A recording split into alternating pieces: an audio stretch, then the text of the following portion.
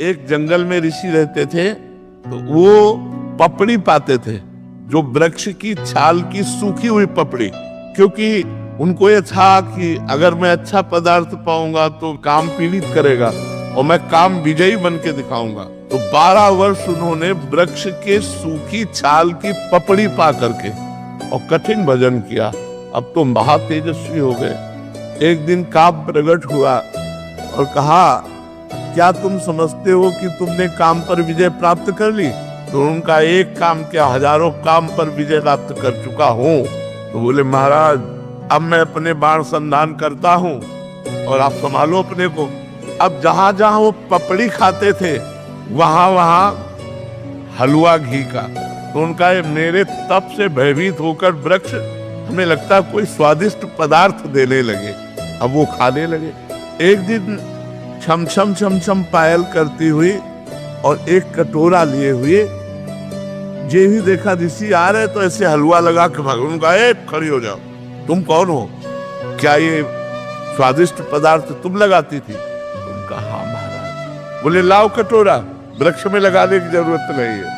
अब रोज कटोरा लेके तुम ले आ जाना, मैं इस कुटिया में रहता हूं। कटोरा लेके आने लगे। फिर एक दिन पूछा, तुम इस जंगल में क्यों रहती हो? तो उनका, मेरी माँ तपस्विनी है तो मैं अपनी माँ के साथ रहती हूँ। तो आखिरकार तुम्हें ब्याह तो करना ही पड़ेगा। नहीं, अगर आप राजी हो ब्याह करने के लिए तो मैं कैसा रहूंगा आपके लिए? अरे महाराज, हम तो आपके सेवा में लगी है, आप आदेश कीजिए। तो बोले, माँ से बात करके आप कल आना। बोले, अवश्य। दूसरे दिन पधारे। महाराज, मैं निराश हूं, ब्याह नहीं हो सकता। बोले, क्यों? बोले, माँ ने एक शर्त रखी है कि अपना मुंह काला करके मुझे पीठ में बैठाल कर और अपनी कुटिया से और मेरी माँ की कुटिया तक आपको घुटनों के बल चलना पड़ेगा और मैं आपके पीठ में, और ऐसा मैं आपसे करवाना नहीं चाहती। महाराज राजी हो गए, मुंह काला किया, पीठ पे बैठाला, घुटने के बल चले। और जब वहां पहुंचे तो काम खड़ा था।